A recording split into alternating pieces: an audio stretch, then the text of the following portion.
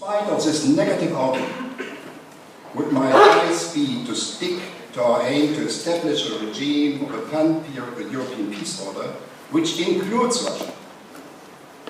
However, the negative experience of the last years have shown that this goal is a long way off. In the years after the peaceful fall of the war, in the largely peaceful end of the Soviet Union, our policy towards Russia was defined by the desire to continue times and steps of integration with steps of cooperation. The next year, the future, hopefully not decades, but that nobody can predict today, will be defined by a cooperation as far as possible and a defensive security policy as far as necessary.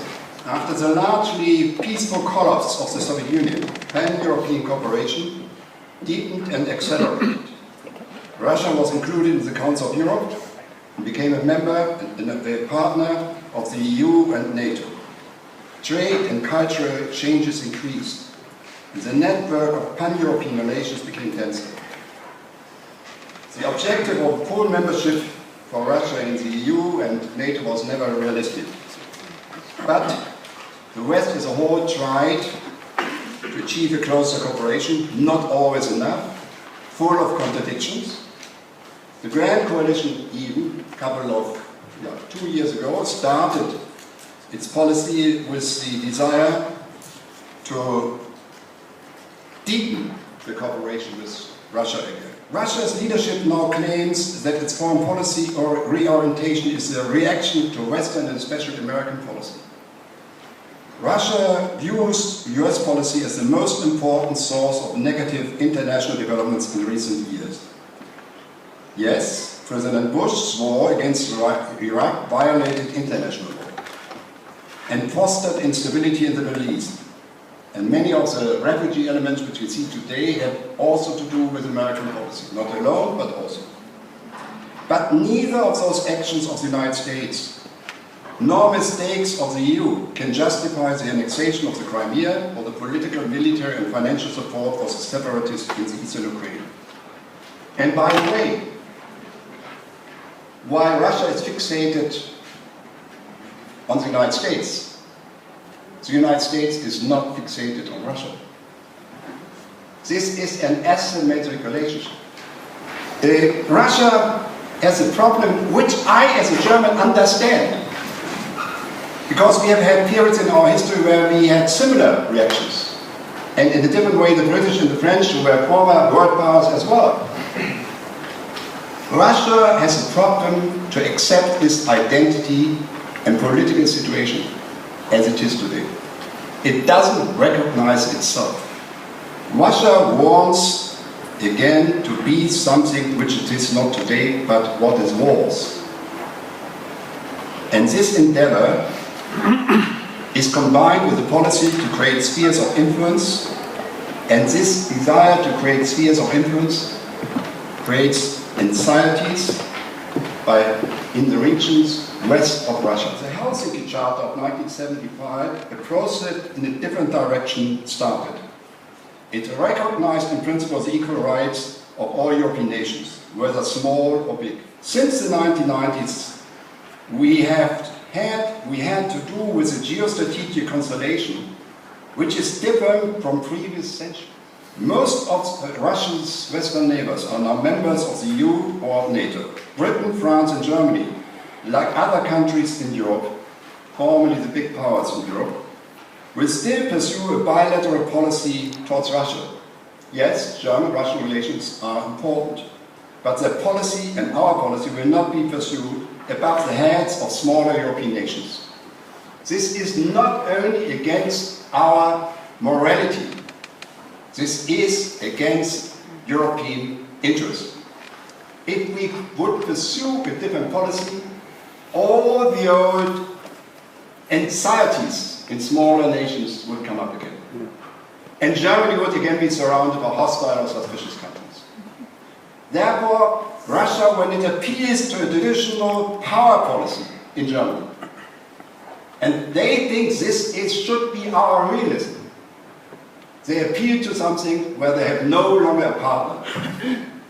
And this is very often misunderstood, in my view, in Moscow. But it needs two to tango. We cannot unilaterally change the international circumstances under which we live in Europe. We should try to do everything from our side, but there are certain elements are limited. If Russia is not changing, there will be a cold period, not a cold war, but a cold period, combined of the elements which are described. If they are changing, it could be short. If they are not changing, it could last very long. Thank you. And then you could say the Georgia crisis of 2008 was in a way a wake-up call, or you could call it an early warning of what was about to go and happen in Ukraine. And instead of being a key actor in preventing that conflict or resolving that conflict, the OSCE was actually kicked out of Georgia because no longer could there be a consensus on the role of the organization, or the mission of the OSCE to Georgia. So it didn't look really all that good for the OSCE as it was heading towards its fourth year. So I think the need for consensus you could see as a strength and as a weakness. If there is a real will within our participating states, and I have to remind you, we have an awful lot of participating states, all the way from Canada, like we say, from Vancouver to Vladivostok. It's a huge area with real divergent views on what the world should be like. If there is consensus, we can move mountains. We did actually in the 90s. We made enormous progress codifying human rights commitments. The OSCE really grew very quickly. We had field operations in many of the areas, the conflict areas, in the former Yugoslavia, in the former Soviet Union. The OSCE played a key role in mediating. But that consensus that existed for about 10 years, maybe even less, that started to erode already at the turn of the century. The Kosovo conflict was one of the major divisive factors. The CFE treaty, the disarmament in Europe, was supposed to be implemented, but the Istanbul summit in 1999 was really the last one where we could actually have a summit. And you saw it start to erode basically from that moment onwards. And that is because of that real need for consensus and a little bit of give and take that you need to do in an organization like that. And I'm afraid that the major actors were not really willing to give human rights activists in the Soviet Union to really try and push for more rights, to use political rights in order to actually manifest their will and to challenge some of the things that were going on. And the human dimension is seen by many of the countries as the main strength now of the OSCE. The fact that we do election monitoring, that we have independent institutions. Some of it, of course, that strength is also again a weakness because countries don't like having an international organization coming to poke around. And again, that's not just the Russian Federation, that basically you have Western countries west of Vienna as we call it, paying the OSCE to go and monitor the human rights east of Vienna. And they feel that's somehow the balance, that the deal is no longer being respected. And then the third one I wanted to mention of the OSCE is strength and also again a weakness. It's very flexible. It's actually in financial terms very small. 140 million is roughly our budget. So yes, it's cheap, and actually you could say it's value for money, it's flexible. But again, it relies on every year we have to renegotiate our budget with all the 57. And I can tell you that's really hard to do. To answer your question, Jan-Marie, is why didn't the OSCE prevent sort of this crisis? I feel almost like I get asked that question a lot. It's a little bit unfair. It's like asking the barometer why it's getting colder. It's asking the table why people sitting at the table can't do. They see it as a mirror for participating states. If they can agree, it works very well. If they don't, it doesn't. It's simple how it works. And the international community needs monitors. It needs a table to sit at to talk. And it actually really needs a barometer as well, because you want early warning. And I just wanted to mention election monitoring. We've already monitored 2 elections. I was part of both missions in Ukraine, the presidential in May and the parliamentary in October last year. And we're now deploying the 3rd mission for the local elections on the 25th of October. And by monitoring these elections, the OSCE, if you will, confirms legitimacy on the outcome. Because then all sides know that at least the rules of the game were being followed. And that is really important in a time when the legitimacy of the new authorities, especially just after Maidan, was being questioned. And the fact that free and fair elections could be held and could be verified. During the process of annexation happening, the agreements are signed between Russian Federation and so-called South Ossetia and Abkhazia. You mentioned that international organizations like OSCE and UN have been vetoed by Russia, right? Also, EU has a monitoring mission along the occupation line. So, and you also mentioned, sir, Mr. Füle, that we have learned the lessons. I wonder, with EU, we're very grateful that the UMM is there, even though they are not allowed to access the occupied territory, but still it's there, it's monitoring what's happening there, but it's also decreasing the number of monitors. So what kind of reaction, what kind of message is that to Georgian population on the one hand, and also towards Russia? And what are the lessons? Also, next Warsaw Summit is coming, and Georgia's aspiration for Europe and for NATO are still there. The Georgian population, supports. Because from everything which I see in declarations, there is no change in policy in this respect.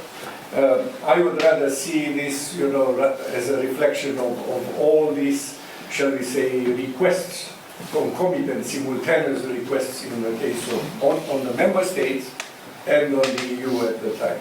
And at the same time, we all know what is happening, even if we have more monitors or less monitors there.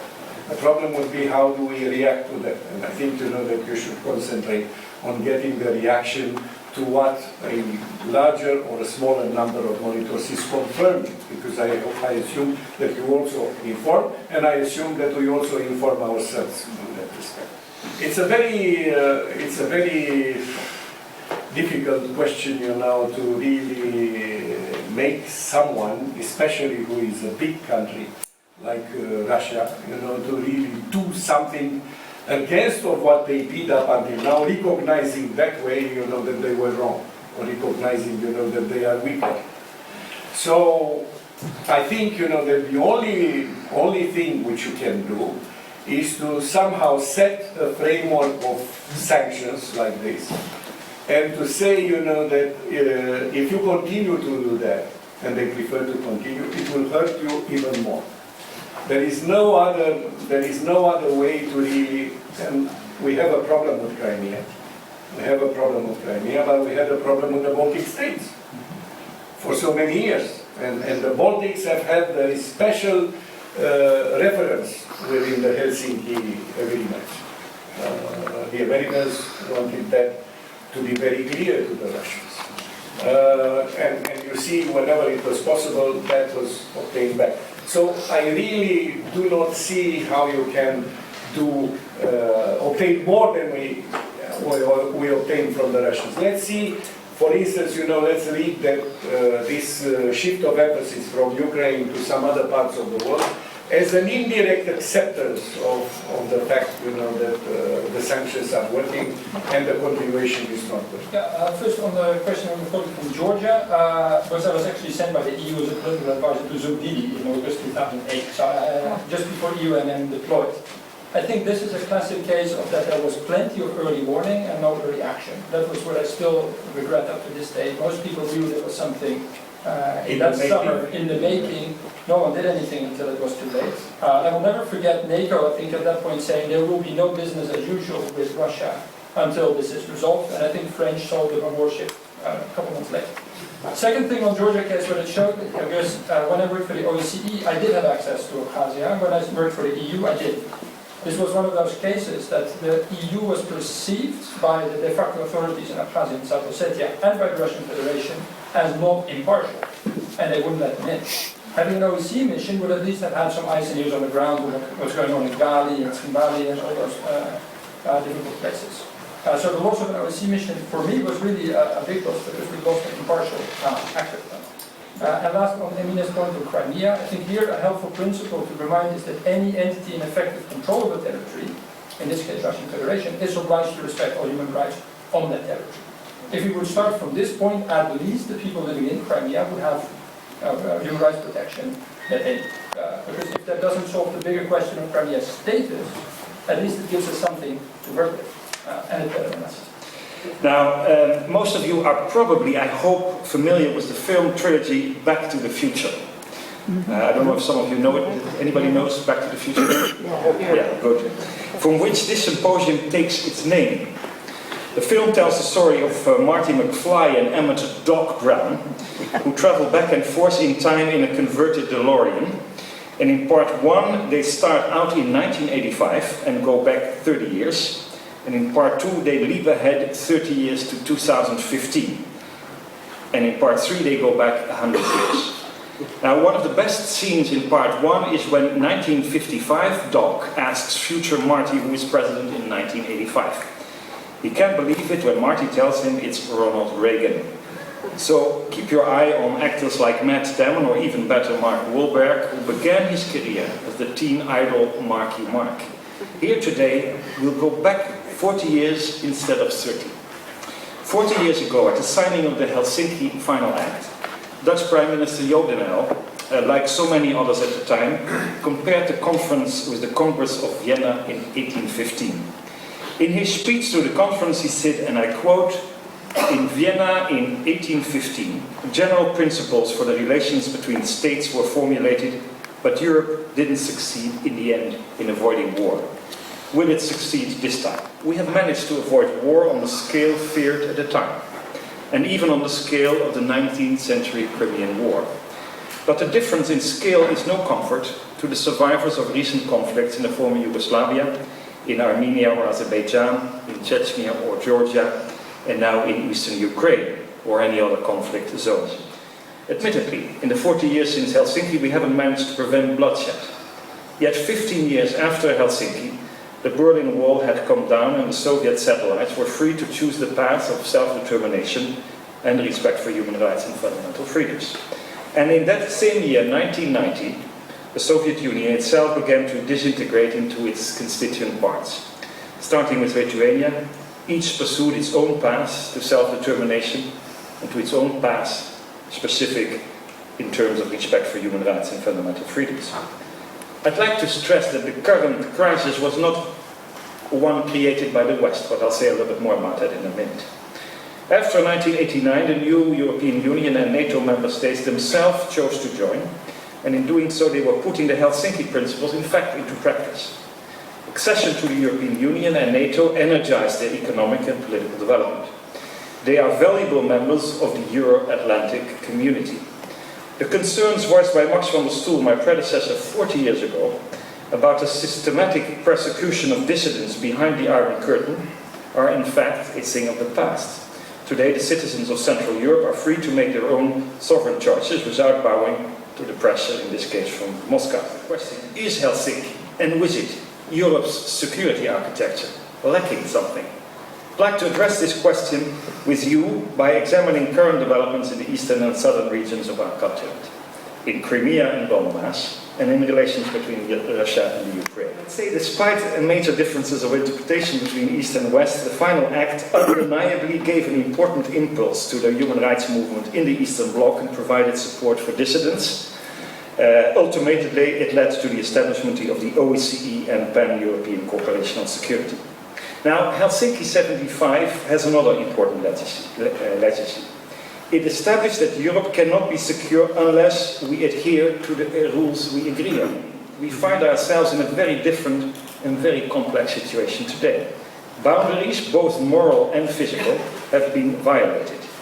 What's more, we have a different relationship with Russia than we had with the Soviet Union. The status quo with Russia is not Cold War 2.0. Of course, we need to remember the lessons of the past, but if we pour everything involving Russia into a Cold War mold, we will surely misjudge the challenges we face today and fail to find the right solutions. Over the past few decades, Russia has changed, Europe has changed, the world has changed. Striking the right balance with Russia is still a major strategic challenge. But it's precisely this changing context that makes this a new problem for which we need new solutions. Russia's annexation of Crimea made Europe realize suddenly, as a shock, that this model was not universal. For Russia, sovereignty was pride, and what Europe saw as a benevolent power, itself as a benevolent power, could be seen by others as a threat. That was a wake-up call that many, maybe out of some modern form of misplaced political arrogance, had not seen coming. And freedom doesn't stop at the eastern border of the European Union and NATO. We've seen this in Georgia, Moldova, and last year in Kiev's Independence Square. A direct line runs from Budapest 56 through Prague 1968, Gdansk 1980, Dresden 89 to Kiev in 2014. The illegal annexation of Crimea and Russia's support militarily and otherwise for the separatists in eastern Ukraine affect our security too. Donetsk and Luhansk are more than 2,000 kilometers east of here, and Russia can continue destabilizing its neighbors, and it is only a question of time before the next conflict erupts. And that's why this Minsk agreement, I'm sure we talk about it later, is so important. And it is evident that Russia is prepared to use unorthodox means. Its new military doctrine of December 2014, Russia said it felt threatened by a possible information war, by political destabilization, and by the possibility of regime change. In the light of that doctrine, there's an irony in the methods that Russia is using in the Ukraine: agitation and propaganda, the deployment of special forces, the use of non-military means, and the misuse of political protest. Precisely the same elements of hybrid warfare that it fears. And it is very good at it. Political technology is a growing asset. And here I think it's important to say that in the context of a Russian Federation that is politically, unfortunately, more autocratic, economically relatively weak, with a very one-sided economic system that cannot easily be broadened through economic autonomy or narrow-based economic relationship with others, the military component, unfortunately, becomes relatively more important, not globally, but in specific regional contexts, putting fears in the minds of many. And this leads, I would say, unfortunately, that there is not much alternative for the policy that I have established and many other governments for a fist and an open hand. Which brings me back to Helsinki. The West will not fight fire with fire. That should not be our ambition. The OSCE should be re-energized through the open hand. We need the communication in difficult and dangerous situations like this. My biggest worry at the moment is the narrow range of political and human contacts we have at the moment in the Russian Federation. The Russian people are not our enemies. We have to reach out, and the open hand has to be seen how that can be filled. President Putin sees the dynamics of European unification as a threat. After all, what choices has Russia in that context? He regularly makes it quite clear what he wants. He thinks the collapse of the Soviet Union was the greatest geopolitical disaster at the 20th century. He wants Russia to exercise more influence abroad. He wants to have a bigger impact on the near abroad. And he wants to go back to a 19th century form of power diplomacy in which the great powers decide what happens. This too harks back to the Congress of Vienna. At the initiative of Tsar Alexander I, Russia, Australia and Prussia formed the Holy Alliance. President Putin wants Russia to be created as the country it once was, not as the country it is today. And these phantom pains have brought us to where we are now, in a conflict that is dragging on the spider web of consultative structures. Of course, we don't know what day-to-day conclusions Putin is drawing from these strategic thoughts. But being the tactician that he is, he's making good use of his opponent's weaknesses and has an unerring sense of where our weak spots are. And the weakest spot at the moment is Europe's relative inability to agree on common solutions to the many challenges we now face. And that will eventually tarnish the appeal of our European project. The crisis in Ukraine is not an isolated phenomenon. There is also Europe's stagnant economy of the past few years picking up, fortunately, again. The ongoing crisis in North Africa and the Middle East, and not least the resulting human tragedy culminating in the refugee crisis. We should now stop to consider two things, and I say that in conclusion. First, the refugee crisis, and I'm not going to talk about it because it's not the topic of this.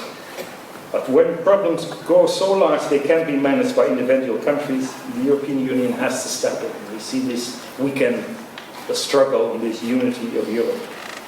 We didn't succeed in avoiding war, so has Helsinki failed? My answer is no.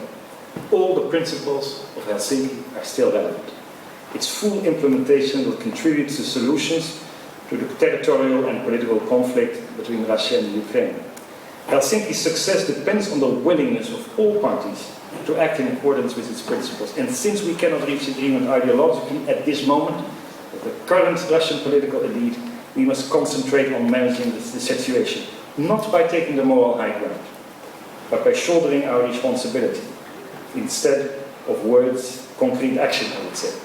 Not by persuading, but sometimes also by compelling through political and economic unity. We will have to judge Russia by its actions, so Minsk must be implemented before any review of sanctions can be discussed. The same goes for Ukraine if we wanted to keep it our support. Only then can there be an end to bloodshed. The bloodshed in the Ukraine and the future for Helsinki. Thank you very much.